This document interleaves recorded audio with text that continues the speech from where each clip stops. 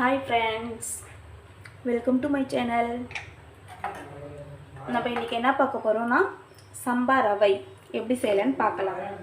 இது நீங்க யாராவது பார்த்திருப்பீங்களா? என்னன்னு தெரியுதா உங்களுக்கு? இது வந்து சம்பா சொல்வாங்க.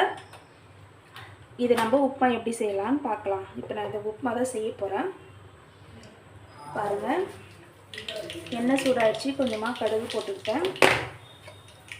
அதிலே கொஞ்சோண்டு ஜீரகம்,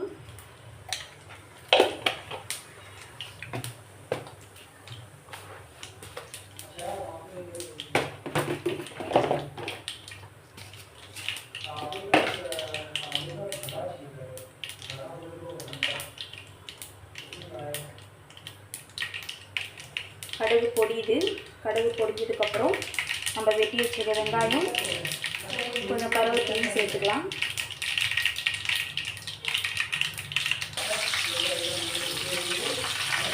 பாருங்கள், வெங்காயம் போட்டு காய்ச்சி அது கூட கருவேப்பிலையும் சேர்த்தாச்சு.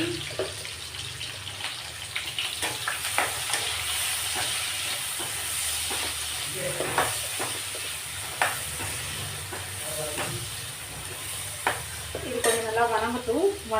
அதுக்குள்ளேயே நம்ம இதிலே ஒரு உருளைக்கிழங்கு சேர்த்துக்கலாம். உருளைக்கிழங்கு நான் எடுத்து வச்சுருக்கேன். இதை நம்ம சின்ன சின்னதாக கட் பண்ணி எடுத்துக்கலாம். வெங்காயம் கொஞ்சம் லைட்டாக வணங்கிட்டு நம்ம அதிலே நம்ம வெட்டி வச்சுருக்க உருளைக்கிழங்கு சேர்த்துக்கலாம். ஏன்னா எண்ணெயிலே கொஞ்சம் அது ஃப்ரை ஆகிடும். பாருங்கள், ஒரு உருளைக்கிழங்கு வெட்டியிருக்கேன் நான். அதை நான் ஆட் பண்ணிக்கிட்டேன். இதிலே கொஞ்சோண்டு நம்ம சால்ட்டும் போட்டுக்கலாம்.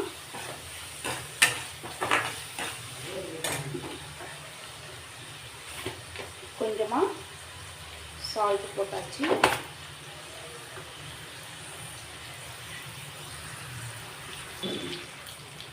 பார்த்தீங்க அப்படின்னா பரோட்டாவும் கொஞ்சம் நல்லா ஃப்ரை ஆகிடுச்சு. எண்ணெயிலே நல்லா வணங்கிடுச்சு. வெங்காயமும் நல்லா வணங்கிடுச்சு. இப்போ நம்ம தக்காளி வெட்டி வச்சுருக்கோம், அதையும் நம்ம சேர்த்துக்கலாம். நம்ம வெஜிடபிள் எது வேணாலும் போடலாம். தக்காளி சேர்த்தாச்சு.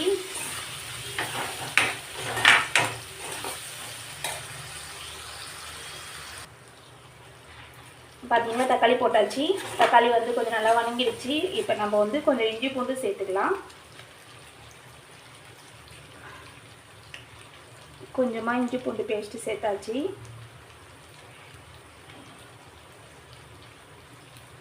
வருவனா வந்தது. சரி, ஓகே, போதும்.